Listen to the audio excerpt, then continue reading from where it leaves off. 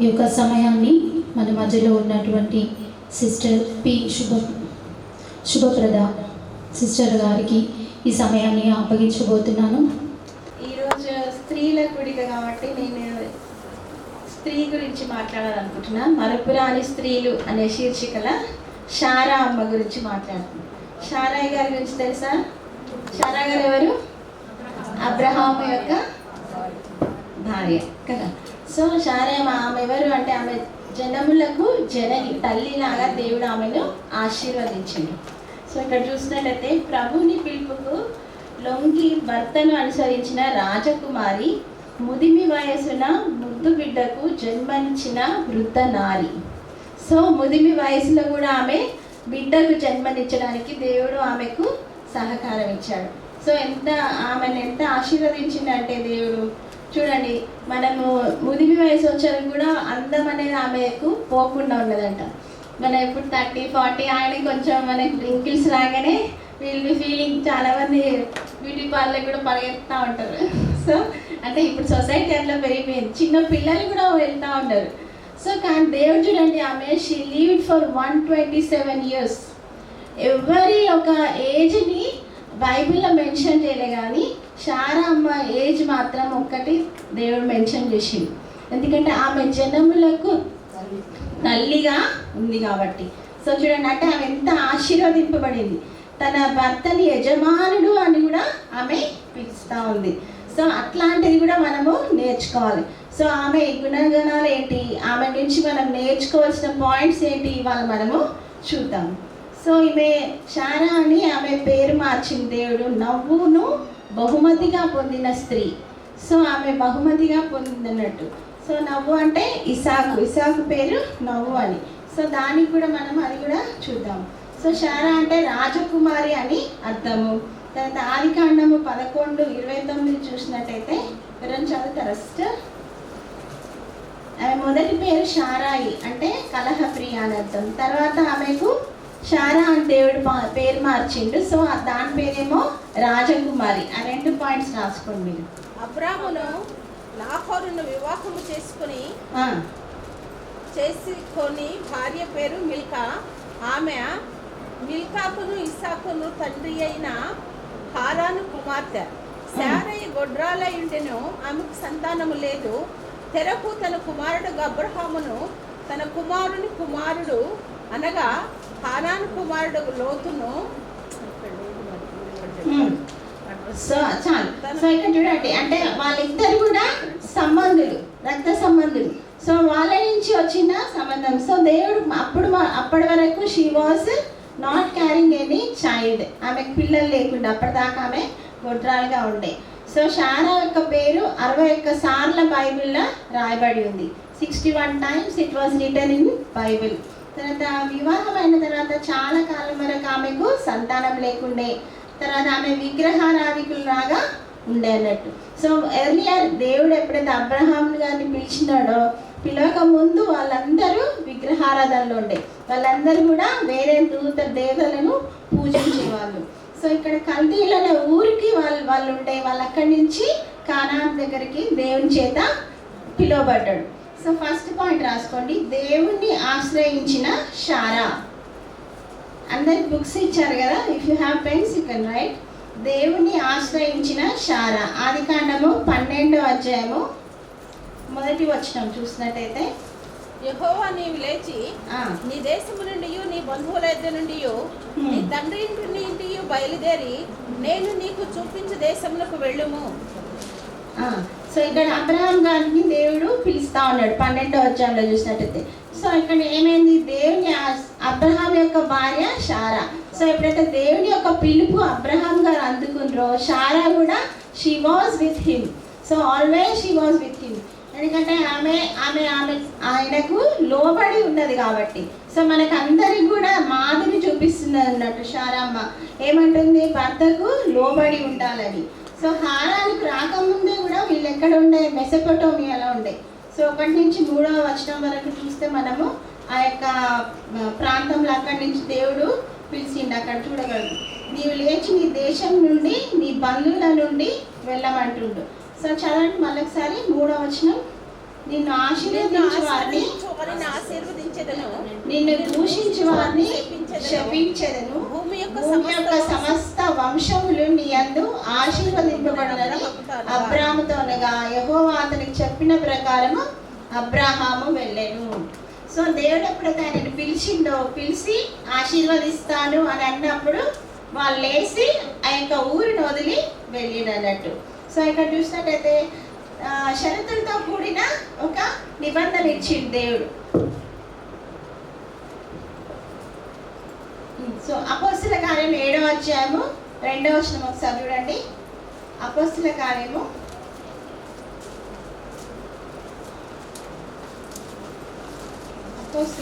7వ అధ్యాయము 2వ వచనం. చెప్పినదేమనగా, సహోదరులారా, తండ్రులారా, వినుడి. మన పితరుడైన అబ్రహాము హారానులో కాపురం ఉండక మునుపు మెసొపొతామియాలో ఉన్నప్పుడు మహిమగల దేవుడు అతనికి ప్రత్యక్షమై, నీవు నీ దేశమును నీ స్వజనమును విడిచి బయలుదేరి నేను నీకు చూపింపబో దేశమునకు రమ్మని అతనితో చెప్పెను. 4వ అధ్యాయం. అప్పుడు కల్దీయుల దేశం విడిచిపోయి హారానులో కాపురం ఉండెను. సో ఇక్కడ ఆయన యొక్క ఊరిని, ఆయన యొక్క దేశాన్ని దేవుడు వదిలిపెట్టి పొమ్మన్నప్పుడు he left that land and go to the other country. So ఇప్పుడు మనం ఇక్కడ జాబ్ వచ్చిందంటే అక్కడికి వెళ్ళాలంటే ఎంతో బాధపడతా ఉంటాము. అక్కడ ఉన్న మనం ఎక్కడైతే సెటిల్ అయి ఉన్నామో అక్కడి నుంచి వేరే దగ్గరికి వెళ్ళాలంటే కొంచెం కష్టంగానే ఉంటుంది. కానీ ఇక్కడ దేవుడు ఏమంటుంటే మొత్తం అక్కడ స్థలాన్ని అంతా వదిలిపెట్టేసి నేను నీకు చూపించిన దేశానికి వెళ్ళు అన్నప్పుడు ఆయన భార్యను తీసుకొని, తర్వాత లోతును వాళ్ళ తమ్ముని కొడుకుని తీసుకొని he went to that Conan దేశానికి వెళ్ళిండు. సో అబ్రహాం దేవుడు ప్రత్యక్షంగా పిలిచిండు, కానీ అతని భార్య కూడా పరోక్షంగా పిలువబడింది. ఇప్పుడు చూడండి, భర్త ఆశీర్వదింపబడితే భార్యకు వస్తుంది, భార్య ఆశీర్వదింపబడితే భర్తకు వస్తుంది. Nowadays women are doing more work కదా, అంటే పిల్లల చదువుని బట్టి కూడా వస్తూ ఉంది. సో పిల్లలకి ఎక్కువ జాబ్స్ వస్తూ ఉన్నాయి, they are getting more money. So అలాంటప్పుడు కూడా ఏం చేస్తారంటే హస్బెండ్స్కి కొంచెం తక్కువ వాల్యూ ఇస్తుండ్రు. So that is not correct. So ఎందుకంటే సంఘానికి ఎట్లా శిరస్సు అయి దేవుడు ఉన్నాడో, ఇంటికి గృహానికి ఎవరు శిరస్సు? భర్త. సో నీకు భర్త దేవుడు ఇచ్చిందంటే you should obey him. So ఆయన ఒకవేళ లేదండి ఆ మంచోడు కాదు, తాగుబోతు, కొడుతుండు, తిడుతుండు అంటే యూ షుడ్ మెయింటైన్, అంటే కొంచెం ఓపికతోటి పేషెన్స్ తోటి ఉండాలి. సో ఓపిక. ఇప్పుడు చూడండి, అబ్రహాము ఈ చరిత్రలో మనం చూసినట్టయితే ఈ యొక్క వాక్యంలో శారమ్మ గురించి ఆమె కూడా ఎంతో ఓపికతోటి ఉన్నది. సో ఈ వాక్యం మనకి ఏం నేర్పిస్తుందంటే ఓపిక కలిగి ఉండాలి. స్త్రీకి ఎట్లా ఉండాలంటే ఓపిక అనేది చాలా ఇంపార్టెంట్. సో ఇక్కడ చూసినట్టయితే 1 పేతురు 3వ అధ్యాయము 7వ వచనం చూడండి ఒకసారి. అటువలే పురుషులారా జీవమును, అందరూ చదవండి. అటువలే పురుషులారా జీవమును భార్యను ఎరిగి ఎక్కువ బలహీనమైన ఘటమని భార్యను సన్మానించి ఈ ప్రార్థనలకు అభ్యంతరము కలగకున్నట్లు జ్ఞానము చెప్పిన వారితో కాపురము చేయి. సో ఇక్కడ చూడండి, వాక్యంలో ఏం చెప్తుండు? ఫస్ట్ మీ భార్య జీవం కృపావరంలో మీ భార్యలు మీతో పాలివారు ఉండరు. సో దేవుడు ఇచ్చిన జీవంలో భార్యలతో పాలివారు ఉండరు అని చెప్తున్నారు. తర్వాత బలహీనమైన ఘటం. సో స్త్రీని బలహీనమైన ఘటంగా దేవుడు చేసిండు. సో అంటే పురుషులకు ఉన్నంత బలం ఉండదు. అంటే ఇప్పటికీ వస్తున్నారు కదా మేడం, అందరూ అన్నిట్లో వస్తున్నారంటే రాణిస్తుంటారు, కానీ still you are not getting the 50%. ఇప్పుడు లాలో చూసినప్పుడైతే మన లోక్సభలో చూసినట్టయితే అన్నిట్లో కూడా 50% ఇవ్వాలి అంటుంది, కానీ లాస్ట్కి వచ్చే వరకు 30% దగ్గర 33% దగ్గర ఆపేస్తున్నారు. చూడండి, ఎక్కడ చూసినా అమ్మాయిలే కనబడతారు, but still we don't have the same equal rights. So constitution కూడా చెప్తుంది ఫండమెంటల్ రైట్స్లో you should have equal right to freedom, equality, religion అన్నీ చెప్తూ ఉంటుంది, కానీ still we are not getting that right. But in America and other countries వాళ్ళందరూ forward countries కాబట్టి they are having the more equal rights. So nowadays we are getting, ఇప్పుడు అవన్నీ కూడా మన దగ్గరికి కూడా వచ్చేస్తూ ఉన్నాయి, ఎందుకంటే IT developed more. So IT development ఎక్కువ వచ్చింది కాబట్టి, పిల్లలు ఎక్కువ చదువుకుంటుంది కాబట్టి, సో దాంతో కూడా ఈక్వాలిటీ జెండర్ బేసిస్ పెరుగుతూ ఉన్నది. సో ఇక్కడ బైబిల్లో మనం బేసిక్గా మన బైబిల్ ఎప్పుడో రాసింది కదా, సో 100 AD బిఫోర్ రాసిన బైబిల్, దాంట్లో ఏమున్నది చూడండి, స్త్రీలను భార్యను సన్మానించండి అని అంటుండు. తర్వాత మీ ప్రార్థనలకు అభ్యంతరము కలగకుండానట్లు జ్ఞానము చొప్పున వారితో కాపురము చేయడి. చూడండి, స్త్రీలతోటి కాపురం చేయాలంటే పురుషులకి ఏముండాలంట? జ్ఞానం ఉండాలంట. సో ఇందుని బట్టి మన పురుషులందరూ జ్ఞానవంతులే, ఇంకా మనతో ఉన్నారంటే. సో జ్ఞానం కలిగి కాపురం చేయడి అని అంటున్నట్టే వాళ్ళతో మీరు కరెక్ట్గా మింగిల్ అయి ఉండాలి. అప్పుడే you will be having a successful life and have piece and success in their family life. So అదే చెప్తా ఉన్నది అన్నట్టు బైబిల్ కూడా. సో ఇక్కడ కూడా మనం చూసినట్టయితే భర్తలను ఆత్మీయ విషయంలో మనం ఏం చేయాలంట? ప్రోత్సహించాలి. సో ఆర్థికంగా అయినా ఆత్మీయంగా అయినా కూడా మనం ఒక స్త్రీగా, ఒక తల్లిగా, ఒక భార్యగా మనము ప్రోత్సహించాలి. తర్వాత అబ్రహాం దేవునికి సంపూర్ణంగా లోబడడంలో శారా సహకరించింది. సో శారమ్మ ఏం చేసింది? అబ్రహాం గారికి లోబడింది, ఆయనని యజమానుడా అని పిలిచింది. మనం ఈరోజు పేర్లు పెట్టి పిలుస్తూ ఉన్నారు పిల్లలు. సో అట్లా పిలవకుండా ఏం చేయాలంటే యజమానుడు అంటే యజమానుడు అని ఇప్పుడు అనలే, ఇప్పటి తరంలో కానీ. So you should give respect to your husbands because he is the head of the family కాబట్టి. వై ఎందుకు ఇవ్వాలి అంటారా? ఎందుకు అంటే if you want success, if you want more blessings in Lord, then you should obey the Lord. So all ఆజ్ఞలన్నీ దేవుడు ఇచ్చినవన్నీ మనం పాటించినట్టయితే మనకు ఆశీర్వాదాలు వస్తాయి. ఓకే, మనకే ఒక ఆశీర్వాదం ఉంటే సరిపోదు కదా, మనకు మన పిల్లలకు పిల్లలకు కూడా రావాలని ఎవరైనా కోరుకుంటారు కదా. సో దాన్ని ఫాలో కావాలి అంటే you should obey these laws. So ఇక్కడ చూడండి, శారమ్మ ఏం చేసింది? కొత్త దేవుని సేవించడానికి తీర్మానించుకుంది. ఆమె విగ్రహారాధనలు వదిలేసి దేవుడు ఎప్పుడైతే అబ్రహాం గారిని పిలిచిండ్రో ఆమె వెంబడి వచ్చేసి she went with him. So ఆయన తోటి వెళ్ళి ఆయనకు సహకారిగా ఉన్నదన్నట్టు. సో మనం కూడా పరిశీలించుకోవాలి, మనం ఎంతవరకు మనము సహకరిస్తున్నాము, ఎంతవరకు మనం విశ్వాసంలో ప్రోత్సహిస్తున్నాము, ఎంతవరకు మనం విశ్వాసంలో ఎదుగుతున్నామో అది మనము క్వశ్చన్ చేసుకోవాలన్నట్టు. సో సెకండ్ పాయింట్ రాసుకోండి. ఫస్ట్ రాసుకున్నా దేవుణ్ణి ఆశ్రయించిన శారా, సెకండ్ భర్తకు విధేయురాలైన శారా. తన భర్తను తీసుకుని నిర్ణయం వల్ల ఏం చేసిందంటే శారమ్మ, ఆమె జీవితం ఒక మలుపు తిరిగింది. ఆ ఊరు పట్టణము అనే మెసొపొటామియాలో ఊరు అనే పట్టణం నుంచి they came back to Conan దగ్గర తీసుకొచ్చినప్పుడు హెబ్రీ పత్రిక 11:8 చూడండి.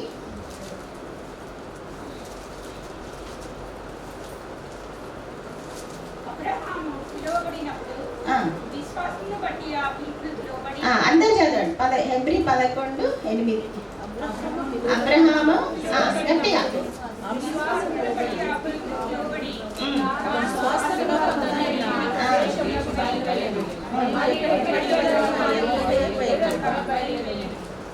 సో ఎక్కడికి వెళ్ళాలని తెలియకనే వాళ్ళు బయలుదేరింది. ఎవరు? శారమ్మ. సో ఇప్పుడు మనం ఎవరన్నా అడిగితే ఎన్ని క్వశ్చన్ చేస్తాం, ఎందుకు వెళ్తున్నావు, అసలు ఎక్కడికి వెళ్తున్నావు, ఏం చేస్తున్నావు, ఒక్క పైసా ఎవరికి ఇస్తున్నావు అని క్వశ్చన్ అడుగుతారు. అందరు నవ్వుతారండి, అందరు అడుగుతారు అన్నట్టు. So everybody will be asking. So ఆ క్వశ్చన్ వస్తుంది. ఓకే, పాపం ఆయన పైసలే ఆయన ఖర్చు పెట్టిండు, వాళ్ళ అమ్మకే ఇస్తాడు, వాళ్ళ చెల్లెకే ఇస్తాడు అనుకో, ఏమంటారు ఎందుకు ఇస్తున్నావు. సో అట్లాంటి క్వశ్చన్స్ కూడా మనము రాకూడదు. ఎందుకంటే వాళ్ళు కూడా పైనుంచి ఊడిపడలే, ఒక తల్లికి పుట్టిన పిల్లలే కాబట్టి తల్లిదండ్రులను సన్మానించాలి అని ఎన్నో ఆజ్ఞ ఉంది. సో తప్పకుండా ఆజ్ఞను మనం పాటించాలి.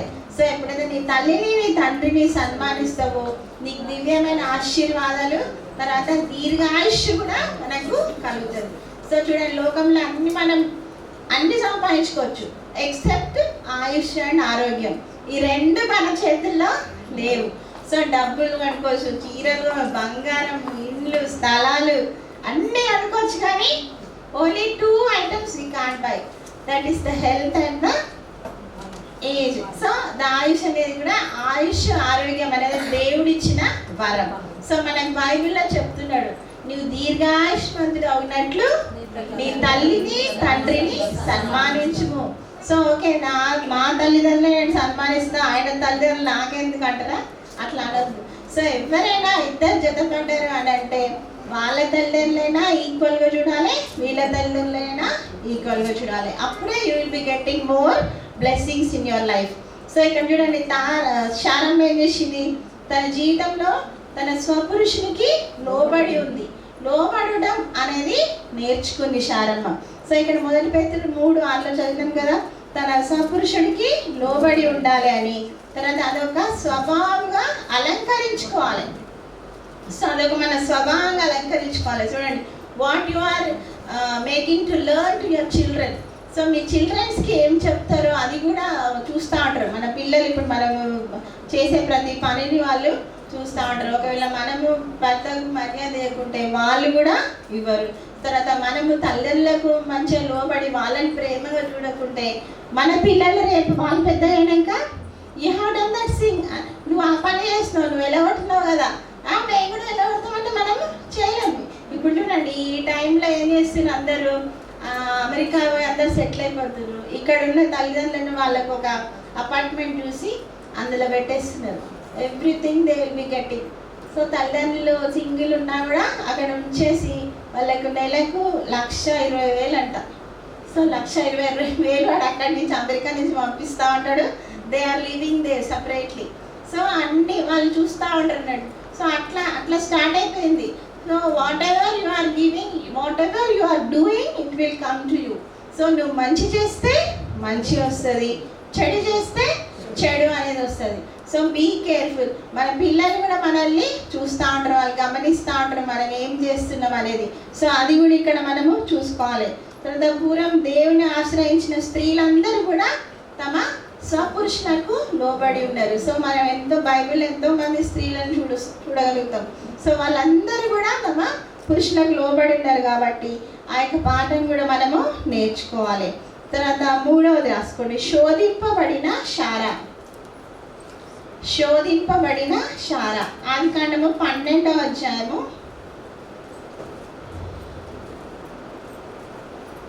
12-10 చదవండి. అప్పుడు ఆ దేశంలో కరువు వచ్చెను. ఆ దేశంలో కరువు భారంగా ఉన్నందున అబ్రాము ఐగుప్తు దేశంలో నివసించుటకు అక్కడకు వెళ్ళాను. అతడు ఐగుప్తులో ప్రవేశించుటకు సమీపించినప్పుడు అతడు తన భార్య అయిన శారాయితో, ఇదిగో నీవు చక్కని దానివి అని ఎరుగుదును. ఐగుప్తులు నిన్ను చూచి ఈమె ఇతని భార్య అని చెప్పి నన్ను చంపి నిన్ను బ్రతకనిచ్చేదరు. నీవు నాకు మేలు కలుగునట్లును నిన్ను బట్టి నేను బ్రతుకున్నట్లును నీవు నా సహోదరు అని దయచేసి చెప్పుమనను. చాలు. సో ఇక్కడ చూడండి, ఆమె అందంగా ఉందట. శారమ్మ ఎలా ఉన్నది? దేవుడు మనందరికి కూడా అలా అందం కాక. సో అందంగా ఉందట శారమ్మ. అంటే అంత ఏజ్లో కూడా, అమ్మ నువ్వు ఇంత చక్కగా ఉన్నావమ్మా, నిన్ను బట్టి నన్ను చంపేస్తారని అబ్రహాం గారు ఆమెను బతిలాడుతూ ఉంటారు. బతిలాడి నువ్వు నా సహోదరి అని చెప్పు ప్లీజ్, నా భర్త అని చెప్పకు అని అంటా ఉన్నాడు. సో ఇక్కడ చూడండి, అంటే అక్కడ ఏమైంది, అబ్రహాం గారు ఒక అబద్ధం చెప్పడానికి ముందుకు వచ్చిండ్రు. సో అక్కడ కూడా ఆమె ఏం చేస్తుంది, తన ఆస్తిని పనివారిని అన్ని తీసుకొని వెళ్ళినప్పుడు అందాన్ని బట్టి, ఒకవేళ ఆమె యొక్క అందాన్ని బట్టి అబ్రహామును చంపేస్తారేమో అనే భయంతో ఆయన అబద్ధం అనేది చెప్తారు. సో అక్కడ ఏమైంది, వాళ్ళిద్దరు ఉన్నప్పుడు విచారణ చేయకుండానే ఆయన ఏం చేసిండు, ఐగుప్తుకి వెళ్ళిండు. సో కానాన్లో వాళ్ళ ఊర్లో ప్రవేశించినాక అక్కడ ఒక కరువు రాగానే దేవుని దగ్గర అడగకుండానే they went to Egypt. So without referring to God. So దేవుణ్ణి అడగకుండా వాళ్ళు వెళ్ళినందుకు సో వాళ్ళకి ఇట్లా ఇదవుతుంది. ఏమైతుంది చూడండి, 12:10 చదివి కదా. సో 15 చూడండి, ఆ స్త్రీ 14 చదవండి. ఆ స్త్రీ మిక్కిలి సౌందర్యవతయుండుట చూచి ఫరో అధిపతులు ఆమెను చూచి ఫరో ఎదుట ఆమెను పొగడిరి కనుక ఆ స్త్రీ ఫరో ఇంటికి తేబడెను. సో ఇక్కడ చూడండి, అక్కడ ఫరో వాళ్ళు చూసిరంట అందంగా ఉంది అని చూడంగానే వాళ్ళు పోయి సార్ అక్కడ అబ్రహాం గారు వచ్చింది, ఆమె చాలా షీఈ్ వెరీ బ్యూటిఫుల్ అనగానే పూర్వకాలం రాజులు ఏం చేస్తుండే, బ్యూటిఫుల్ ఎవరంటే తీసుకొచ్చేస్తారు, వాళ్ళని భార్యలుగా చేసేసుకుంటారు అన్నాడు. సో దట్ వాస్ ద ఏమంటారు ఆజ్ఞ. దే హ్యావ్ ద రైట్, ఆ కింగ్కి ఆ రైట్ ఉంటుండే. సో ఇప్పుడు రాజ్యాలు పోయినాయి, అన్ని పోయినాయి, అవన్నీ లేవు. కానీ ఇప్పుడు సో ఇప్పుడు అందరూ కాంటెస్ట్లకు వెళ్తూ ఉంటారు, సో బ్యూటీ కాంటెస్ట్లకు మన పిల్లలు. So who are are getting more beautiful వాళ్ళందరూ కూడా చేసి వాళ్ళకి కొన్ని సోషల్ వెల్ఫేర్ యాక్టివిటీస్ అట్లా పాటిస్తూ ఉంటారు. సో చూడండి అప్పుడున్న సౌందర్యవతికి ఆమె ఏం చేసిందంట, ఆమెను తీసుకుపోయి ఐగుప్తురాలు తీసుకెళ్ళిండు. తీసుకెళ్ళాక తర్వాత ఆమెను బట్టి అబ్రహామునకు మేలు చేసెను, అందువల్ల అతనికి గొర్రెలు మగ గాడిదలు దాసులు గాడిదలు ఒంటెలు ఇయ్యబడెను. అయితే యెహోవా అబ్రహాము భార్య అయిన శారయిని బట్టి ఫరోను అతని ఇంటి వారిని మహావేదనల చేత బాధించను. చాలు. సో చూడండి, అంటే అన్యాయంగా మనం తీసుకొచ్చిండు కాబట్టి ఫస్ట్ ఈ గాట్ ద గిఫ్ట్లన్నీ కూడా ఇచ్చిండు. ఏమేమి ఇచ్చిండంట?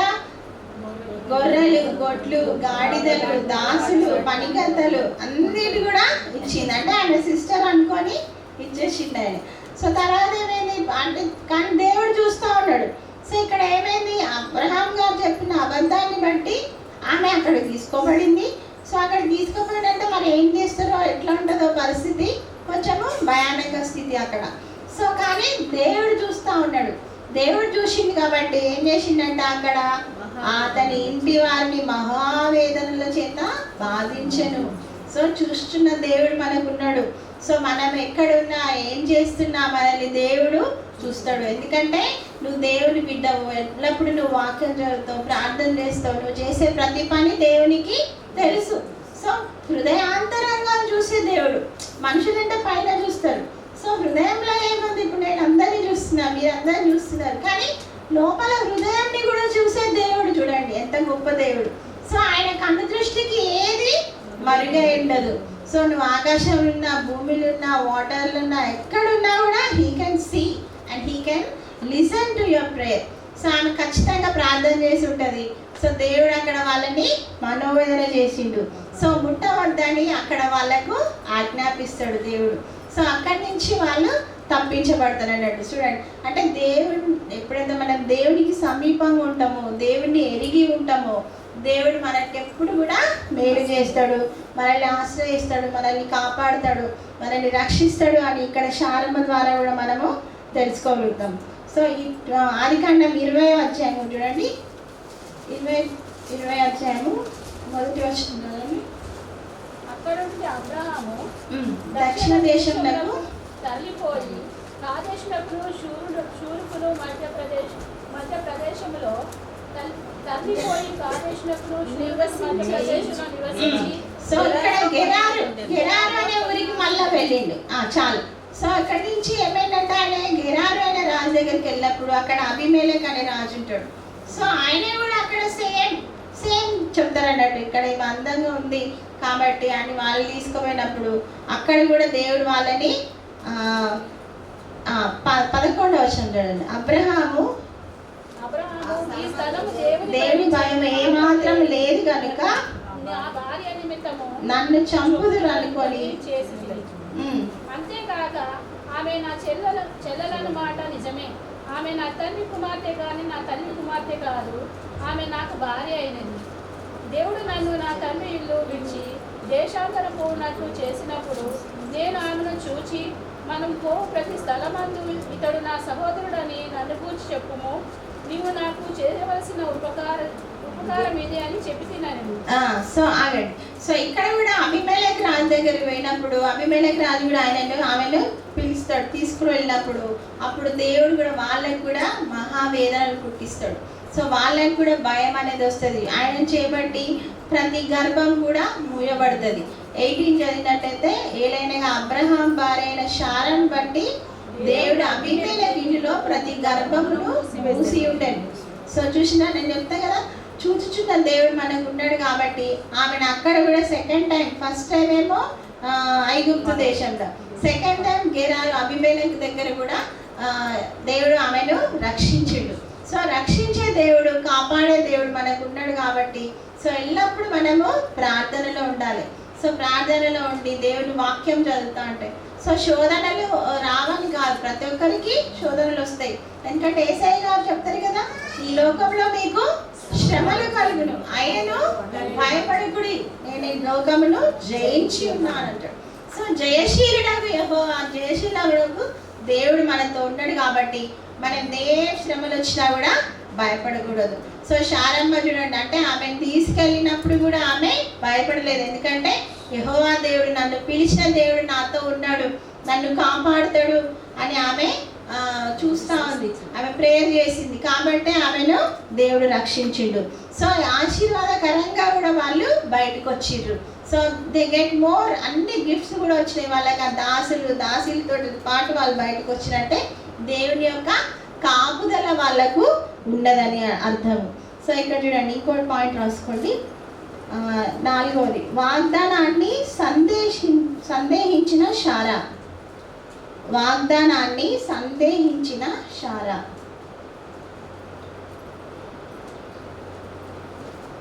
ఆదికాండము 16:2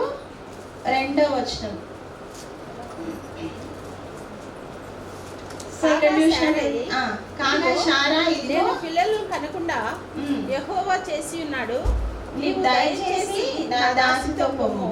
సో చాలు. సో ఇక్కడ ఏమైంది, దేవుడు ఆమెకు వాగ్దానం ఇచ్చిండు. 15వ అధ్యాయంలో మనం చూసినట్టయితే, నీకు పిల్లల్ని ఇస్తా, నీకు ఆకాశం అంత చుక్కలు లెక్క పెట్టలేని పిల్లల్ని, ఇసుక రానంత పిల్లల్ని ఇస్తా నీకు అని వాగ్దానం చేసింది దేవుడు. సో ఇవేం చేసింది, ఆమె కొంచెము సందేహపడ్డది. సో ఇంకా టైం అయిపోతుంది, ఇంకా నా మెచ్యూరిటీ ఏజ్ అయిపోయింది, నా యొక్క మెనోపాజ్ వచ్చేసింది, అన్నీ వచ్చేసినాయి, ఇంకా పిల్లలు వస్తలేరని. యాక్చువల్ మన human being will be getting all the doubts. So as a human being కదా, రిపోర్ట్స్ మనకు వచ్చినప్పుడు వాటిని చూసి మనకు భయాందోళనలు జరుగుతూ ఉంటాయి. సో అలాంటివి కూడా సేమ్ సిచ్యువేషన్ ఇక్కడ ఈమెకు కూడా అయింది. సో ఆమె కూడా ఏమనుకుంది, 75 years అప్పుడు దేవుడు వాగ్దానం చేసిండు అబ్రహాం గారికి, నీకు సంతానం ఇస్తాను. కానీ 100 వచ్చినా కూడా, ఆయనకి 100 వస్తున్నాయి, అయినా కూడా ఇంకా పిల్లలు అవుతుంది. అంటే they waited for 25 years. So 25 years కూడా వెయిట్ చేసినప్పుడు సో అనుమానం, సందేహం అనేది వస్తూ ఉంటుంది. సో ఇక్కడ శారమ్మ కూడా సేమ్ అలానే జరిగింది. సో ఇక్కడ 15 ఆదికాండం 15:15 చూడండి. నువ్వు క్షేమంగా నీ పితరుల యొద్దకు పోవుదువు, మంచి వృద్ధాప్యమందు పాతి పెట్టబడదువు. అమోరీల అక్రమము ఇంకనూ సంపూర్ణం కాలేదు గనక నీ 4వ తరం వారు ఇక్కడికి మరలా వచ్చేదరని నిశ్చయంగా తెలుసుకోనమని అబ్రహాంతో చెప్పాడు. 5వ వచనం 15:5 మరియు ఆయన అందరు చదవండి. మరియు ఆయన వెలుపలికి అతన్ని తీసుకొని వచ్చి, నీవు ఆకాశంలో తేరి చూచి నక్షత్రములు లెక్కించకు, నీ చేతనైతే లెక్కించు, నీ సంతానమాలాగునని చెప్పాను.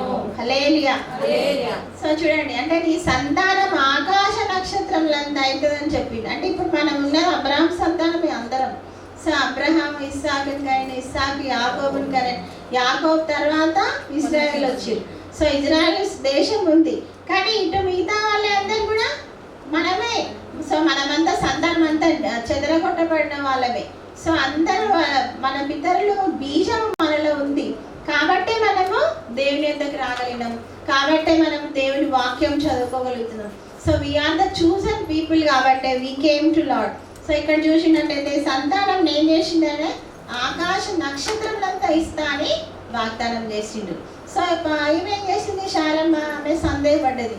సో 15 దేవుడు చెప్తే 16 వచ్చేసరికి ఆమె హాగర్ నుంచి, నువ్వు పోవాబు, నాకు కూడా పిల్లలు అయితలేరు, అందరు నన్ను గొడ్రాలంటుర్రు, నాకు ఆమె ద్వారా ఒక పిల్లగాడిని ఇచ్చేసి అని అంటారు. సో ఆమె ద్వారా పిల్లగాడు ఆయనకి ఇష్టం లేదు, అయినా కానీ అవుతారు. అయినాక మళ్ళీ ఏమవుతుంది, ఇష్మాయేల్ తోటి కూడా మళ్ళీ హాగర్ దృష్టిలో ఈమె నీచమైనది అయిపోతుంది. చూడండి ఆమె ఏం చేస్తుంది అన్నట్టు, హాగర్ కూడా నీకు పిల్లలు అంటే ఆమెకు అంత అది కూడా లేదు, కన్సెన్స్ లేదు. మరి నా మాస్టర్, ఆమె నా యజమాని రాలు అని కూడా లేదు. కాకుండా ఆమె ఏం చేస్తుంది, ఆమెనే నీచురాల్లాగా చూస్తూ ఉంటుంది. సో సో అట్లాంటప్పుడు మళ్ళీ ఆమెను ఎలగొట్టు అని అబ్రహాం గారికి చెప్తుంది శారమ్మ. ఎలగొట్టు అని చెప్పినప్పుడు ఆమె పరిగెత్తుతూ ఉంటుంది. పరిగెత్తున్నప్పుడు దేవుని దూత మళ్ళీ పిలిచి నీ యజమానురాల దగ్గరికి పో, ఆమె దగ్గర పోయి ఉండమ్మా అని. ఇదంతా స్టోరీ మనకి తెలుసు. సో వెళ్ళి ఉండమ్మా అన్నప్పుడు మళ్ళీ ఆమె వచ్చి తిరిగి యజమానురాల దగ్గర ఉంటుంది. చూడండి, అంటే ఇవన్నీ ఎందుకు వచ్చినాయి అంటే సందేహపడింది శారమ్మ. సో శారమ్మ వాగ్దానం బట్టి సందేహపడింది కాబట్టి సో ఇవన్నీ కూడా జరిగినాయి. సో ఆదికాండం 16:2 చూసినట్టయితే ఇదిగో నీ పిల్లల్ని కనుమని అని చెప్పినప్పుడు ఆయన వెళ్తాడు. తర్వాత ఇష్మాయేల్ పుట్టినాక కూడా ఇవన్నీ జరుగుతాయి. సో దేవుడు వాగ్దానం చేసినప్పుడు ఆ వాగ్దానాన్ని మన పట్ల నెరవేరుస్తాడు. కీర్తనలు 132:12 చూడండి ఒకసారి. కీర్తనలు 132:12 వచ్చినాం.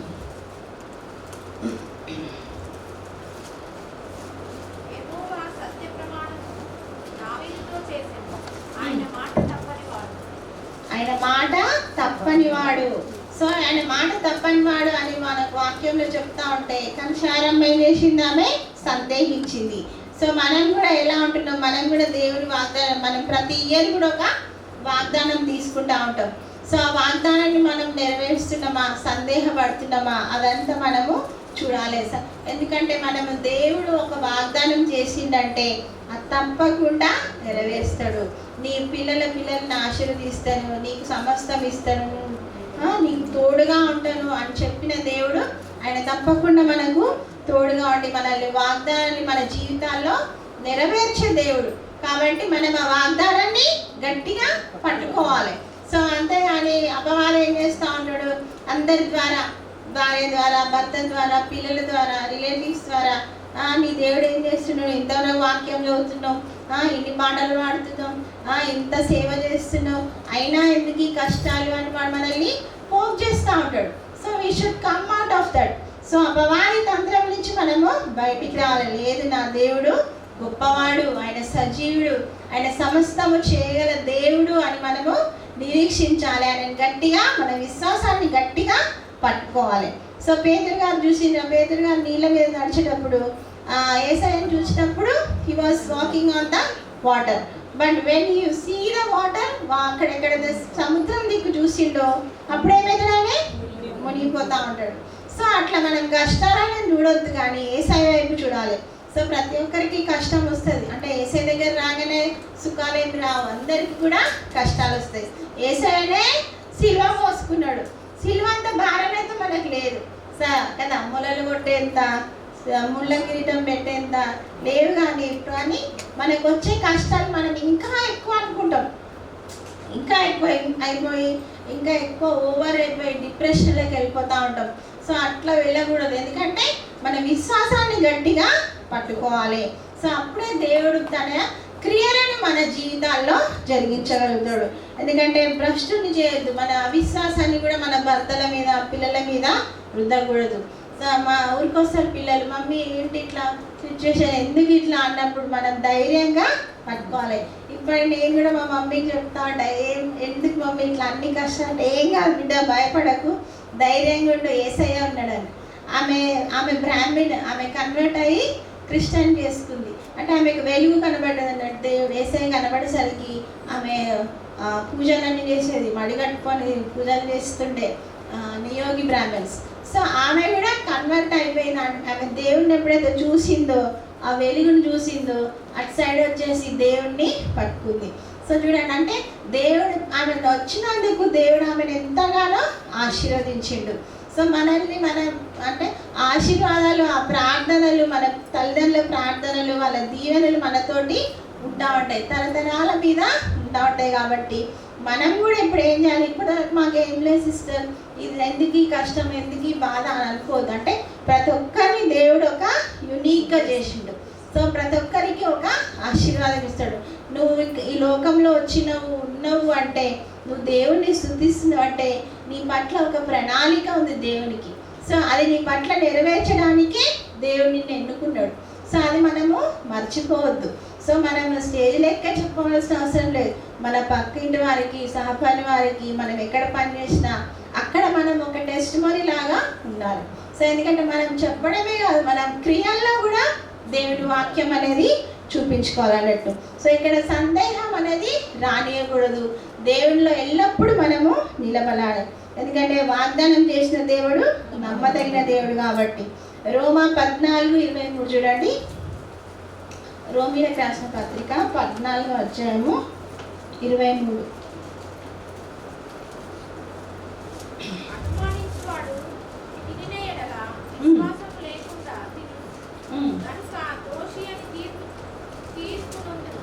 విశ్వాస మూలము కానిది ఏదో అది పాపము. విశ్వాస మూలం కానిదేదో అది పాపము.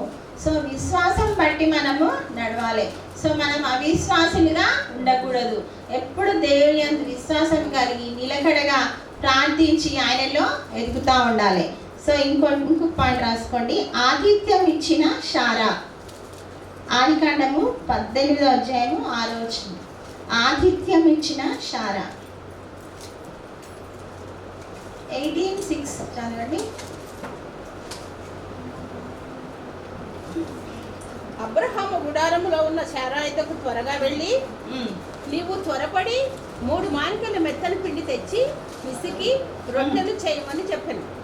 మరియు అబ్రహాము పశువుల మందకు పరిగెత్తి ఒక మంచి లేత దూడను తెచ్చి ఒక పనివానికి అప్పగించాను. వాడు దాన్ని త్వరగా సిద్ధపరిచాను. చాలు. సో ఇక్కడ చూసినట్టయితే మమ్రే దగ్గర సింధూరవనంలో ఎండవేళ 18 మొదటి వచనం చూస్తే అక్కడ ఎండవేళ దేవుడు అతన్ని కలుసుకోవడానికి వచ్చిండు. సో అక్కడ కళ్ళెత్తి చూడగా అక్కడ 3 మనుషులు కనబడతా ఉన్నారు. సో 3 మనుషులు ఆయన దగ్గరికి వచ్చినట్టే అతిథి కోసం అక్కడ వచ్చిర్రు. ఇప్పుడు ఎండ సమయం మధ్యాహ్నం ఏం చేస్తారు? వీళ్ళు టేకింగ్ సమ్ రెస్ట్ కదా, అన్నం తినేసి కోసం అట్లా కురుమిలాడతాం. కానీ వాళ్ళు వచ్చినప్పుడు ఆతిథ్యం ఇచ్చినప్పుడు ఆయన పరిగెత్తి పిండి పిసుకమని చెప్పగానే ఆమె పోయి ఏం చేసిందంట? పిండి పిసికి రొట్టెలు తీసుకొచ్చింది. తర్వాత దూడని చేసి అక్కడ ఒక మాంసంని సిద్ధపరిచింది. అంటే ఆతిథ్యం ఇవ్వడానికి కూడా వాళ్ళు they are coming first. So దేవుడు వచ్చిండు, ఆతిథ్యం ఇవ్వాలి. మనం ఎప్పుడు వేస్తాం? ప్రాతకాలం మీటింగ్స్, మధ్యాహ్నం మీటింగ్స్, సాయంత్రం మీటింగ్స్ లేదు, we should take some rest అని మనం కొంచెము లైట్ తీసుకుంటా ఉంటాం. సో ఓకే, అన్ని మీటింగ్స్ మనం అటెండ్ కాకపోయినా మన personal meetings, personal time we should give to God. So whenever 24 hours ఇచ్చింది మనకు దేవుడు. సో అందులో మనం ఎంత టైం ఇస్తున్నాం దేవునికి అనేది ప్రతి ఒక్కరు ఎవరికి వాళ్ళు చెక్ చేసుకోవాలి. ఎందుకంటే దేవునికి మనం సమయం ఇస్తే దేవుడు ఎన్నో అద్భుత కార్యాలు మన జీవితాల్లో జరిపిస్తాడు. So personal time is more important. So పర్సనల్గా మనము బైబుల్ చదవాలి. సో నేను కూడా ఇప్పటికీ 20 times చదివిన బైబుల్. అంటే మా డాడీ ఒక రూల్ పెడుతుండే, ప్రతి year you should complete your Bible అని. ఆదికాండం నుంచి ప్రకటన గ్రంథం వరకు. సో ఇయర్ కనిపిస్తే ఆ రోజు ఎవరు కంప్లీట్ చేస్తే ఆడవాళ్ళకి బిర్యానీ. సో అట్లా బిర్యానీ పెడతారంటే ఆశతో అంటే 10th నుంచే స్టార్ట్ చేసినాం.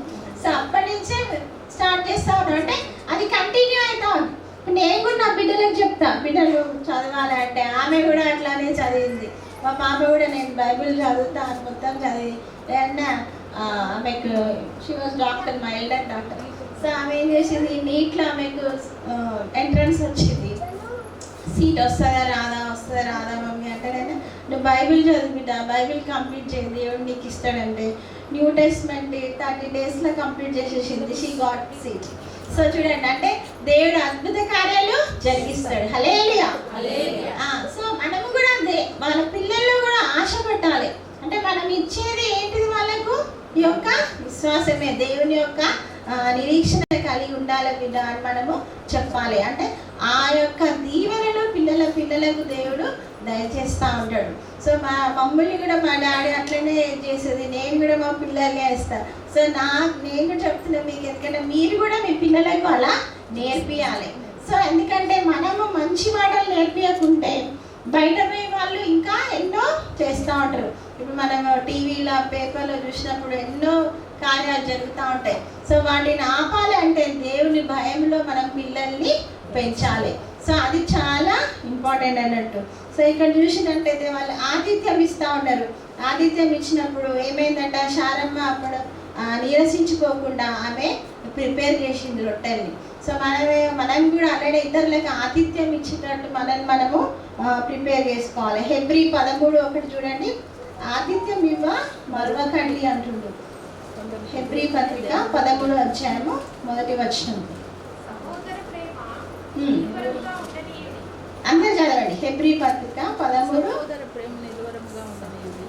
ఆదిత్యము ఆదిత్యం. దాని వలన కొందరు ఎరుగకయే దేవదూతలకు ఆదిత్యము చేసి హెబ్రీ 13:1. సహోదర ప్రేమ నిలువరముగా ఉండనీయుడి. ఆదిత్యము చేయ మరొకటి. దాని వలన కొందరు ఎరుగకయే దేవదూతలకు ఆదిత్యము చేసి. సో దేవదూతలకి ఆతిథ్యము ఇచ్చింది. సో చూడండి, అంటే దేవుడే మనకు డైరెక్ట్ దేవుడు రాడండి. మనం ఎజికేల్ ప్రవక్త, యెషయా ప్రవక్త కాదు, డైరెక్ట్ దేవుడు చూడండి మనకి ఏం చేస్తాడు, మనం కొంచెం చిన్న కాబట్టి మనకి ఏంజిల్స్ పంపిస్తాడు. So that we can he can help us. So మనం ఎవరి ద్వారా అంటే నాకైతే అట్లనే పంపిస్తాడు నా జీవితంలో. నేను ఎప్పుడైనా మాకు ఏంజిల్స్ పెడతా అంటాడు దేవుడు. ఇప్పుడు ఇక్కడ సిస్టర్ని పెట్టి ఇక్కడ వచ్చి వాక్యం చెప్పడానికి. సో మేము ఏదైనా ఇల్లు కొనుక్కోవాలంటే కూడా అక్కడ ఒక మనుషులను ప్రిపేర్ చేస్తాడు. సో అట్లా అంటే మనం ఎప్పుడైనా మనం దేవుని మీద ఆనుకోనండి చాలు, దేవుడే తన కార్యాలు తను చేస్తాడు. ఎందుకంటే ఆయన నమ్మిక ఇచ్చిన వారికి సమస్తము సమకూడి జరిగించు. అంటే ఇట్లనే అంటే ఏంజెల్స్ని పంపించి మనకి హెల్ప్ చేస్తూ ఉంటాడు అన్నట్టు. సో ఇక్కడ మనం చూసినట్టయితే ఆమె హెబ్రీలో ఏమంటుండు, మీరు ఆతిథ్యం ఇవ్వండి, ఆతిథ్యం ఇవ్వక మరచిపోకండి. సో ఇప్పట్లో ఏమవుతుందంటే స్వార్థం పెరిగిపోతూ ఉంది. నాకేమంటే చాలా ఇంకా పక్కిందని వాడికి వచ్చిందంటే ఇంకా ఈర్ష, ఆమె ఇంట్లో వేసుకుంది, నేను ఇచ్చిన అడుగుతుంది. సో ఇవన్నీ కూడా మనం ఇవంతా వేస్ట్ అవన్నీ. సో ఏమంటే అక్షయమేంటి. సో క్షయమైన వాటి కొరకు మనము పరిగెత్తాలి కానీ అక్షయమైన వాటిని చూడకూడదు. సో మనం ఎలా ఉండాలంటే మనం ఒక మాదిరిగా ఉండాలి. సో మనం ఏది చెప్తున్నామో అది చేసే విధంగా మనము ఉండాలి. అప్పుడే మనల్ని దేవుడు ఇంకా అబ్రహామును శారమ్మను ఆశీర్వదించిన రీతిగా మనల్ని కూడా దేవుడు ఆశీర్వదిస్తాడు. సో ఇంకొక పాయింట్ రాసుకోండి, క్రమపరచబడిన శారా. 5th ఆతిథ్యం ఇచ్చిన శారా రాసుకున్నారా? క్రమపరచబడిన శారా. ఆదికాండం 18:11 వచనం చూడండి. అబ్రహాము శారా బహుకాలం గడిచిన వృద్ధులైండిరి, స్త్రీ ధర్మం శారాకు మించిపోయాను. శారా నేను బలము ఉడిగిన దానైన తరువాత నాకు సుఖము కలుగునా, నా యజమానుడును వృద్ధుడై ఉన్నాడు కదా అని తనలో నవ్వుకోలేను. సో ఇక్కడ ఏం చేసిండు దేవుడు, వీళ్ళు ఆతిథ్యం ఇచ్చినాక ఆ దేవుడు అంటాడు, నీకు ఒక కుమారుని అనుగ్రహిస్తా అని చెప్తాడు. చెప్పినప్పుడు ఆమె ఏమంటది, ఆమె లోపలికి పోయి నవ్వుతుంది. ఎందుకు నవ్వింది? కామన్ సరే, ఉమెన్కి అయితే మెనోపాజ్ పీరియడ్ దాటిపోయింది ఇంకా 90 years అంటే. సో దాటిపోయి ఎక్కడో ఉన్నది. సో అది అసాధ్యమైన కార్యం అది. కానీ దేవుడు ఏమంటాడు, నీకు నెక్స్ట్ ఇయర్ వచ్చే వరకు నీకు కొడుకు పుడతాడమ్మా చూడు అంటే, షీ వాజ్ ఇన్సైడ్, లోపల ఉంది. ఆయన అబ్రహాముకి చెప్తా ఉన్నాడు దేవుడు. సో లోపల ఉంది, నవ్వింది, దేవునికి కనబడింది. నవ్వినావు అని అంటే నేను నవ్వలేదు అని అంటది. చూడండి శారా 15 చదవండి. శారా అందరు చదవండి. శారా భయపడి నేను నవ్వలేదని చెప్పగా ఆయన అవును నువ్వు నవ్విదివా నేను. సో అంటే దేవునికి సాధ్యమా అన్నట్టు ఆమె నవ్వుకుంది, లేదంటే నాకు అసాధ్యం కదా అన్నట్టు ఆమె నవ్వుకుంది. కానీ దేవునికి సమస్తము సాధ్యమని దేవుడు అక్కడ నిరూపించిండు కదా. సో ఇక్కడ చూడండి, ఆమె పేరు మర్చిపోయి వారికి జన్మించబోయే కొడుకుకి ఏం చేస్తాడంటే దేవుడు ఇస్సాకు అని పేరు పెడతాడు. ఇస్సాకు అంటే నవ్వు, అంటే ఆయనని పిలిచినప్పుడల్లా నవ్వు అన్నట్టు. నవ్వు అంటే అయ్యా నేను అప్పుడు నవ్వితే కదా, దేవుడు చెప్పినప్పుడు నేను నవ్వినే కదా అని శిల్పు గట్టి అంటే ఆయనకు గుర్తొస్తూ ఉంటుంది అన్నట్టు, నేను నవ్వినే కదా అప్పుడు అన్నట్టు. సో అట్లాంటి పేరు కూడా అక్కడ ఆమెకు ఇస్తాడు అన్నట్టు. సో ముసలితనాన ఆమెకు కుమారుని అనుగ్రహిస్తాడు. సో ఆమె ఏం చేసింది, అక్కడ ఏం చేసింది, దేవుడు ఆమెను క్రమపరిచిండు. సో ఆమె ఒకవేళ నవ్వినా కూడా దేవుని కోపం వచ్చింది, అక్కడ రాలేదు. సో ఎందుకంటే వాళ్ళ విశ్వాసాన్ని చూసిండు అక్కడ. సో అక్కడ మీరు లూకాసు వార్తలు చూసినట్టయితే ఇక్కడ ఎలిజబెత్ భర్తను జకరయ్యని ఒకసారి చూడండి. మాట రాకుండా. సో ఎలిజబెత్ భర్త కూడా జకరయ్యకి ఏం చెప్తుంది, ఒక దూత వచ్చి నీకు కుమారుడు పుడతాడు అంటాడు. అంటే ఆయన ఏం చేస్తాడు ఆయన? సో అక్కడ చూడండి నమ్మడు ఆయన. సో చూడండి నమ్మనప్పుడు అక్కడ ఏం చేస్తాడు దేవుడు? ఆయన నోరు మూసేస్తాడు. సో ఇక్కడ అట్లా చేయలేదు దేవుడు శారమ్మని, కానీ విశ్వాసం చూసిండు, ఆమెలోని విశ్వాసము, ఆమె యొక్క ఒబీడియన్స్ చూసిండు. ఆమె శ్రమ పడుతుంది, ఆయనకు సహకరిస్తుంది, ఆమెలో ఒక నమ్మకాన్ని దేవుడు చూసిండు కాబట్టి ఆమెకు ఆ యొక్క బహుమానాన్ని ఇచ్చేసిండు అన్నట్టు. సో ఈవెన్ దో నువ్వు నవ్వినా కూడా నువ్వు నవ్వినావు అని చెప్పినప్పుడు ఆమెను క్రమపరిచిండు అన్నట్టు దేవుడు అక్కడ. సో ఆమెను క్రమపరిచి ఆమెకు బహుమానాన్ని ఇచ్చిండు. సో శారా భయపడి నేను నవ్వలేదని అంటది, కానీ శారా ఎందుకు నవ్విందంటే ఆమె యొక్క అప్పటి అవిశ్వాసం వల్లనే. కానీ ఇన్ని సంవత్సరాలు అయిపోయింది కదా, ఎలా వస్తాడు అనే ఒక చిన్న అవిశ్వాసం, కానీ దేవుడి మీద అవిశ్వాసము కాదు. ఎందుకంటే దేవుడు సమస్తము చేస్తాడు అనే విశ్వాసం ఆమెలో ఉంది. సో ఆ యొక్క అవిధేయత, అపనమ్మకం దేవుడి చేత సరిచేయబడాలి. సో ఎవరిలో అయినా అవిధేయత, అపనమ్మకం ఉంటే దేవుడు దాన్ని సరిచేస్తాడు. సో సరి చేసినప్పుడు మనం అది క్రమపరచుకోవాలి. సో మనకు చెప్తా ఉంటాడు, మనకు ఛాన్స్ ఇస్తాడు. దేవుడు అంతా ఇది కాదు, ఎందుకంటే ఆయన దయగల దేవుడు కాబట్టి ఆయన ఎప్పుడు మన మీద దయ చూపిస్తూ ఉంటాడు, చెప్తా ఉంటాడు, మనల్ని క్రమపరచడానికి మనకు ఒక ఛాన్స్ ఇస్తూ ఉంటాడు. సో ఆ ఛాన్స్ని మనము చూసుకోవాలి, మనం ఏం చేస్తున్నాం అనేది. ఎందుకంటే యోహాన్ గారు కూడా తన పత్రికలో రాస్తాడు, దేవుడు అంటే ఎవరు? ప్రేమ. యేసయ్యనే ప్రేమ అంటాడు. ప్రేమ అన్నప్పుడు ఆ ప్రేమను మనము సరి చూసుకోవాలి. 1 యోహాను 3:16 చూడండి, నిన్ను సరిచేసి నీ కొరత తీర్చదనన్న దేవుణ్ణి ఆశ్రయించు అంటుండు. సో 1 యోహాను 3:16 ఆయన మన నిమిత్తము తన ప్రాణమును పెట్టెను, దీని వలన ప్రేమ ఎట్టిదని తెలుసుకొనుచున్నాము. మనము కూడా సహోదరుల నిమిత్తము మన ప్రాణములను పెట్ట బద్ధులమై ఉన్నాము.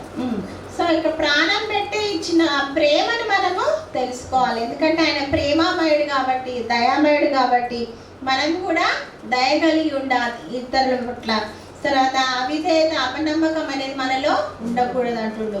సో క్రమపరచబడినందువల్లనే వృద్ధాప్యంలో కుమారుని కనగలిగింది మన శారమ్మ. తర్వాత అవిశ్వాసంతో నవ్వినా కూడా ఆ నవ్వు అనే పేరు గల కొడుకుని దేవుడు ఇచ్చాడు, ఇస్సాకు అనే కొడుకుని ఇచ్చాడు. సో వృద్ధాప్యంలో ఆమె పెదవులపై నవ్వు వచ్చింది. సో చూడండి ఆ తల్లికి ఎంత సంతోషం ఉంటుంది. సో చాలా తర్వాత పిల్లలు పుడితే కూడా ఎంతో హ్యాపీనెస్ ఉంటుంది. సో అలాంటి హ్యాపీనెస్ ఆమెకి ఇచ్చిండు. తర్వాత జనములకు తల్లినిగా చేసిండు ఆమె. సో ఆమెను అంత ఆశీర్వాదాన్ని దేవుడు ఇచ్చినట్టు. సో లాస్ట్ పాయింట్ రాసుకోండి, ఆశీర్వదింపబడిన శారా. ఆశీర్వదింపబడిన శారా. ఆదికాండం 21:2.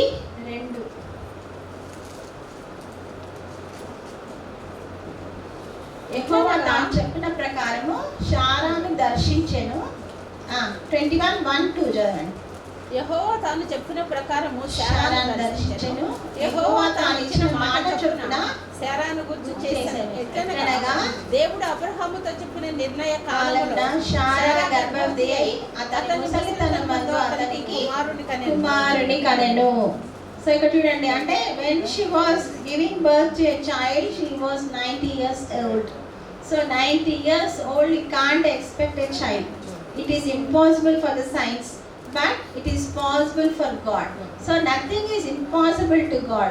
సో ఏది కూడా అసాధ్యమైనది దేవునికి లేదు. సో ఆయనకి సమస్తము సాధ్యము. సో మన జీవితాల్లో ఏం జరుగుతున్నా కూడా మనం దేవుని ముందు పెట్టి ఆయన ప్రార్థించి ఆయన కోసం మనం గోచాడితే ఆయన తప్పకుండా మన జీవితాల్లో అన్నీ కూడా నెరవేరుస్తూ ఉంటాడు. ఎందుకంటే ఇక్కడ మనకి సజీవ సాక్ష్యం ఎవరు? శారమ్మ.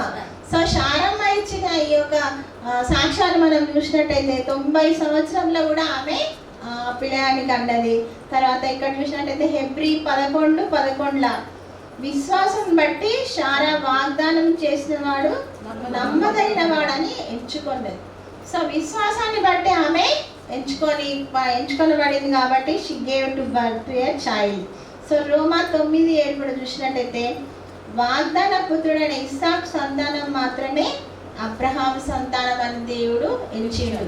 సో వాగ్దాన పుత్రిక ద్వారా పుట్టిన సంతానం ఎవరు? శారమ్మ ద్వారా పుట్టింది ఇస్సాకు గారు.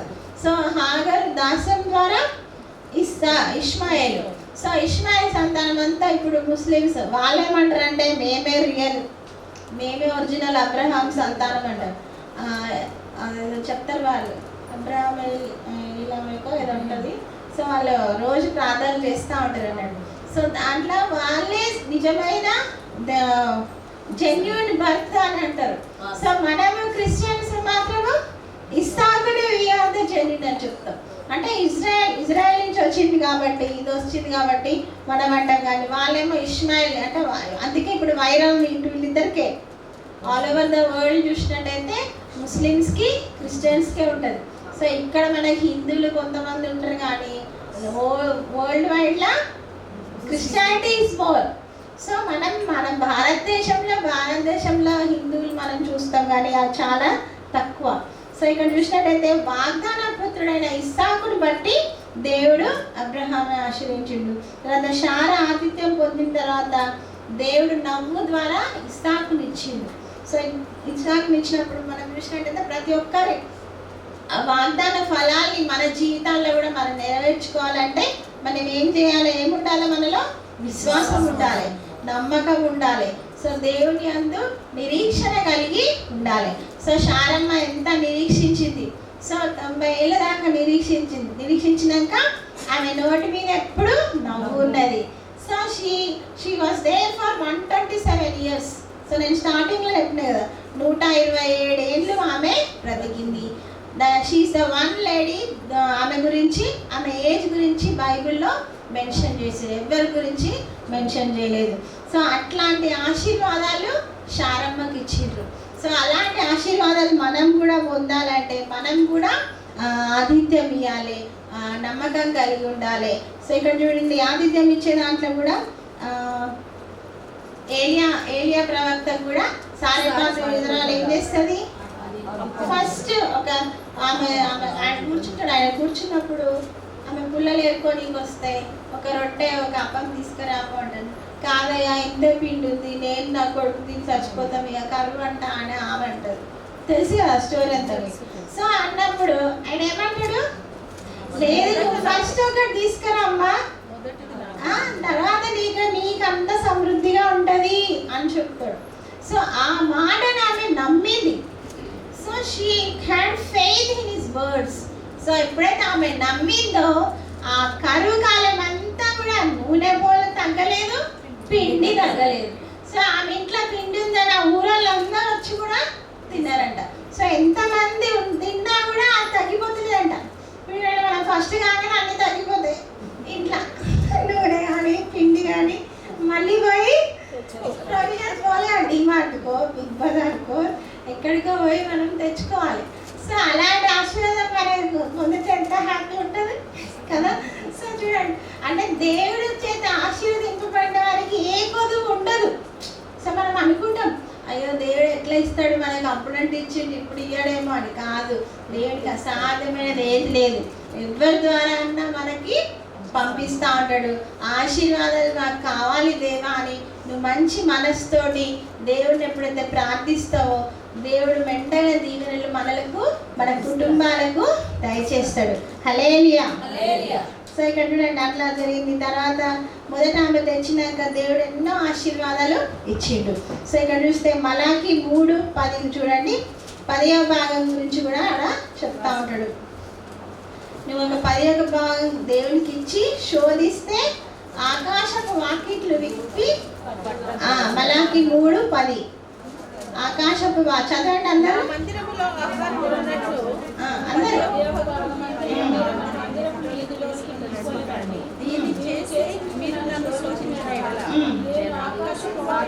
ఆకాశపు వాకిళ్ళు విప్పి పట్టచాలనంత విస్తారమైన దీవెనలు మీకు స్మరించెదను. సో ఆకాశపు వాకిళ్ళు ఓపెన్ అయిపోతే ఇంకా మనకి ఎట్లా ఉంటాయో చూడండి బ్లెస్సింగ్స్. సో ఒక్క శాలరీ వస్తేనే మనకి హ్యాపీ అయిపోతూ ఉంటాం. సండే మన అకౌంట్లో పైసలు పడగా. సో ఆకాశం వాకిళ్ళు విప్పి దేవుడు తీస్తా అంటుండు. ఎప్పుడు తీస్తాడంట? When you give the time to the Lord. So whenever నువ్వు పోయే సంఘానికి, నువ్వు పోయే ఎక్కడ వెళ్తావో, ఎక్కడ వాక్యం వింటావో అక్కడ దేవునికి ఇవ్వాలి చందా. సో అప్పుడు ఇచ్చినప్పుడు దేవుడు మనల్ని ఆశీర్వదిస్తాడు. సో మేము ఏ చర్చికి పోమో, ఎక్కడో ఒక చర్చికి పోతాము అంటే ఎక్కడ పోయినా నువ్వు ఎవరికి ఇవ్వాలనుకుంటే వాళ్ళకి ఇవ్వచ్చు. ఇప్పుడు ఎంతోమంది దైవ సేవకులు ఉన్నారు, ఎన్నో మినిస్ట్రీస్ ఉన్నాయి. సో అన్నిటికీ కూడా మనము హెల్ప్ చేయొచ్చు. అంటే మనం హెల్ప్ చేయడం కాదు, మనకు దేవుడు ఇచ్చిన దాంట్లో మనము ఇస్తున్నాము. సో అది మన ఏమంటారు, మన డ్యూటీ. అది మనం ఇచ్చినప్పుడు ఇచ్చి దేవుడిని శోధిస్తే దేవుడు ఏం చేస్తాడంట? వంట చేయాలంటారు, అంతకు 1000 రెట్లు మనకు ఇస్తాడు. సో మా డాడీ అయితే 10% 20% ఇస్తుండే. సో ఆయనకు వచ్చిన జీతం అప్పుడు 25,000, 97లో ఆయన రిటైర్ అయ్యిండు. సో అప్పుడు 30,000 వస్తుంది. 20% ఇస్తుండే, 10% మా అమ్మకి ఇస్తుండే. సో అట్లా డివైడ్ చేస్తుండే ఆయన మనీని. డివైడ్ చేసి అక్కడ పోయే చర్చికి ఇంత, మళ్ళీ మా ఉప్పల్ల చర్చికి ఇంత, అక్కడ కరీంనగర్ ఉప్పల్ మరి. సో అక్కడ ఉప్పల్ చర్చి పంపిస్తుండే, మళ్ళీ కాజీపేటలో ఇస్తుండే. అంటే అట్లా ఇచ్చినప్పుడు మనకేమైతుంది, మనకు కూడా దీవెనలు వస్తాయి. సో ఆశీర్వాద ఫలాలు మేము అనుభవిస్తూ ఉన్నాం. సో ఇప్పుడు నన్ను కూడా అంటారు, కులజాన్ బిడ్డ ఆయన వారసత్వం తెచ్చుకుందని నా బిడ్డ అని అందరూ చెప్తా ఉన్నాను, నా గురించి సాక్ష్యం. అంటే మా డాడీ చేసిన దాన్ని నేను కంటిన్యూ చేస్తూ ఉన్నాను. సో ఇచ్చినప్పుడు దేవుడు ఇంకా మనకు 10 రెట్లు ఇస్తాడు. కాబట్టి 100 రెట్లు అంటే 30 అంతలు, 60 అంతలు, 100 అంతలు. సో అంటే మనం ఇచ్చే మనసుని బట్టి దేవుడు మనల్ని ఆశీర్వాదం ఇస్తూ ఉంటాడు. సో ఆయనకి ఏం తక్కువ లేదండి. ఆయన సృష్టికర్త, ఈ సృష్టిని యావత్తు సృష్టించిన దేవుడు. సో ఆయన దగ్గర తక్కువ అనేది ఏం లేదు, మనకు తక్కువ ఉండదు. కాబట్టి మనం ఉన్న దాంట్లో మనకు దేవునికి ఇస్తే దేవుడు ఇంకా ఎక్కువ మనల్ని, మన కుటుంబాన్ని ఆశీర్వదిస్తూ ఉంటాడు. సో ఇక్కడ రాసుకున్నారా లాస్ట్ పాయింట్, యోగ్యురాలనిపించుకున్న శారా. మొదటి పేతురు 3:6 చదవండి. యోగ్యురాలనిపించుకున్న శారా. మొదటి పేతురు పత్రిక 3వ అధ్యాయము 6వ వచనం. ఆ ప్రకారము శారా అబ్రహామును యజమానుడని పిలుచుచు అతనికి లోబడి ఉండేను. మీరు యోగ్యంగా నడుచుకొనుచు ఏ భయమునకు పెద్దలకు ఉన్నేడలా ఆమెకు పిల్లలగుదురు. మళ్ళీ చదవండి. తర్వాత 3:6.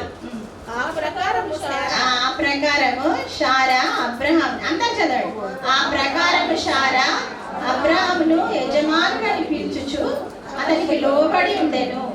వీరును యోగ్యముగా నడుచుకొనుచు ఏ భయమునకు బెదరక ఉండడలా ఆమెకు పిల్లలగుదురు. సో యోగ్యముగా అంటే మేలుకరంగా నడుచుకుంది. సో ఆయన భర్తను యజమానుడు అన్నది, తర్వాత మేలుకరంగా ఆమె నడుచుకుంది. సో మనం కూడా మన కుటుంబాల్లో మన భర్తలకు మేలుకరంగా ఉన్నామా, లేకుండా ఏమంటారు అమ్మో నా భార్యనా అన్నట్టు ఉంటున్నామా, అది మనము పరిశీలించుకోవాలి. కొంతమంది వాళ్ళ ఇంట్లో పేర్లను బట్టి కూడా they will be having the respect కదా. ఏమో అంటారు, ఒకరు పేరు పెట్టి పిలుస్తారు, ఒకరు ఇంకా చేస్తూ ఉంటారు. అంటే మన ప్రవర్తన బట్టి మనకు అట్లా రెస్పెక్ట్ వస్తుంది. So you should give respect and take respect. So మనం ఎప్పుడైతే మనం మంచిగా మాట్లాడతామో ఎంతోళ్ళు కూడా మనతోటి మంచిగా ఉంటారు. సో ఎందుకంటే మేలుకరంగా ఉండాలి. మనం ఎలా ఉంటున్నాము, యోగ్యంగా మేలుకరంగా ఉంటున్నామా లేదా.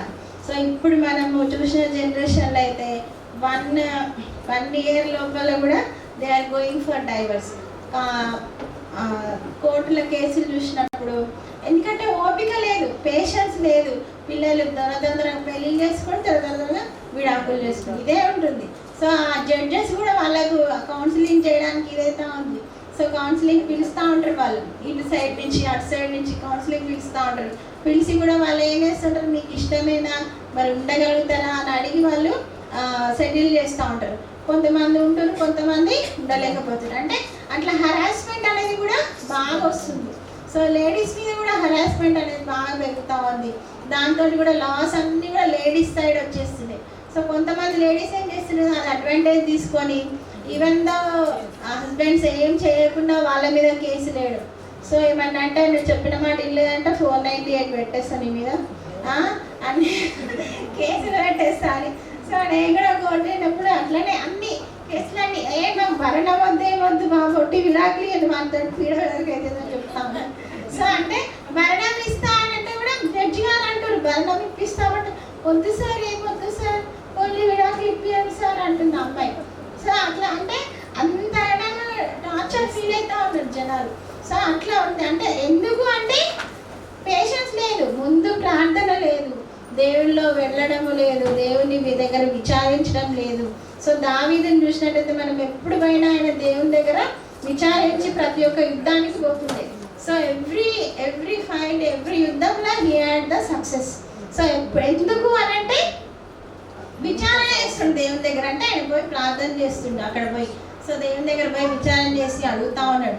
సో అలా మనం కూడా ప్రతి ఒక్క సమస్యకు ప్రతి ఒక్క దానికి కూడా నువ్వు బయటికి వెళ్తున్నామంటే దేవా ఇట్లా తోడుగా ఉండు, కాపాడు తండ్రి, నా పిల్లలకు తోడుగా ఉండు, భర్తకు తోడుగా ఉండు, నా భార్య డ్యూటీకి పోతుంది తోడుగా ఉండు. సో ఇవన్నీ కూడా మనము చేస్తూ ఉండాలి. పిల్లలు దూరస్థలాల్లో అమెరికాలో అక్కడ దూరస్థలాలు అంటే వాళ్ళ కోసం కూడా మనము ప్రేయర్ చేస్తూ ఉండాలి.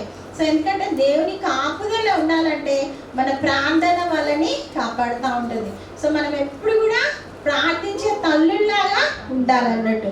సో యోగ్యురాలుగా అనిపించిన శారా వలె మనం కూడా యోగ్యురాలు అని మనకు ఒక బిరుదు రావాలి. సో ఆ సుగుణం కలిగి మనము జీవించాలన్నట్టు. సో ముదిమి వరకు మన శారమ్మ నమ్మకంగా ఉన్నది. ఆమె ఎంత ఏజ్ వరకు కూడా ఆమె ఉన్నది. ఆదికాండం 23:2 చూడండి, లాస్ట్ ఇది ఆదికాండము 23 అధ్యాయము 2వ వచనం. ఏజ్ గురించి చెప్తాడు ఇక్కడ. శారా హనాను దేశముందల హెబ్రోనను కిరియతర్బాలో మృతి పొందెను. అప్పుడు అబ్రహాము శారా నిమిత్తం 23:1 శారా జీవించిన కాలం అనగా శారా బ్రతికిన ఏళ్ళు 127. సో 127 సంవత్సరాలు శారమ్మ బతికింది. సో వాగ్దాన జనాంగానికి ఆమె జననిగా ఉన్నది, తల్లిగా ఉన్నది. సో ఇస్సాకుకు తల్లిగా అంటే వాగ్దాన దేశానికి ఆమె తల్లిగా వచ్చింది. తర్వాత ఈ యొక్క స్త్రీ గురించి చెప్పడం, తర్వాత నీ హృదయాన్ని మనం కూడా ఏం చేయాలి, ఎందుకు అలా ఆశీర్వదింపబడింది అంటే తన హృదయాన్ని ఆమె దేవునికి ఇచ్చింది. ఆమెకు నమ్మకం ఉంది యేసయ్య మీద. సో దేవుని మీద నమ్మకం ఉంది కాబట్టి ఆ యొక్క దీవెనలన్నీ కూడా పొందుకొనగలిగింది. సో ఆ దీవెనలు తన తరతరాలుగా ఆమె జరిగించబడింది. తర్వాత ఏం నేర్చుకున్నాం ఇప్పుడు ఈ పాఠం నుంచి మనము? భర్తకు విధేయత చూపించుకోవాలి, తర్వాత శోధనలో కూడా ఆశ్రయం కలిగి ఉండాలి. సో పాయింట్స్ రాసుకున్నారు అందరు మంచిగా?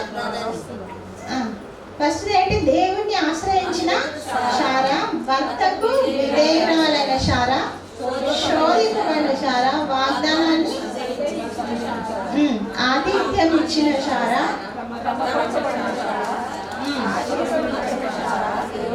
యోగ్యురాలనిపించుకున్న శారా. మీరందరూ కూడా యోగ్యురాలనిపించుకుందరు కాక. హల్లెలూయా. సో ఈ శారమ్మని బట్టి మనం ఏం నేర్చుకున్నామంటే చూడండి, లాస్ట్కి భర్తకు విధేయ చూపాలి, తర్వాత శోధనలో దేవుణ్ణి ఆశ్రయించాలి. ఓకేనా? ప్రతి ఒక్కరికి శోధనలు వస్తాయి. సో మీరు శోధనలో వచ్చినప్పుడు దేవుణ్ణి ఆశ్రయించండి, వేరే సైడ్ వెళ్ళకండి. తర్వాత మన పిల్లలకు కూడా అవి నేర్పాలి. తర్వాత మన విశ్వాసాన్ని కాపాడుకోవాలి. సో ఆయన ఆతిథ్యం ఇవ్వడానికి మనం ముందు ఉండాలి. సో ఎందుకంటే ఆతిథ్యం ఇచ్చినప్పుడు మనము దేవతలకే ఇస్తాం కాబట్టి. సో అంటే మనం అనుకుంటాం మనం ఒకరికి హెల్ప్ చేసినాం కదా, మనకు కూడా వాళ్ళు హెల్ప్ చేస్తారని అనుకుంటాం. కానీ వాళ్ళు హెల్ప్ చేయరు, ఇంకొకరికి దేవుడు పంపిస్తాడు. అంటే దేవుడు ఆ దూతల్ని మనకు పంపిస్తాడు అన్నట్టు, వాళ్ళని రెడీ చేసి పెడతాడు. సో మీరేమి మిస్అండర్స్టాండ్ కావద్దు. ఒకవేళ వాళ్ళు నేను హెల్ప్ చేసిన కదా వాళ్ళు నాకు చేస్తలేరు అని వాళ్ళ మీద కోపం పెంచుకోవడం మనం చేయకూడదు. ఎందుకంటే దేవుని చిత్తం అది. సో ఇంకో దగ్గర నుంచి ఒకటి మూస్తే ఇంకోటి తెలిసిన దేవుడు. సో తప్పకుండా ఆయన ఇస్తాడు అనే నమ్మకాన్ని మనము ఉంచుకోవాలి. సో దేవుని దీవెనలు పొందుకోవాలంటే ఆయనకు నమ్మకస్తులుగా ఉండాలి.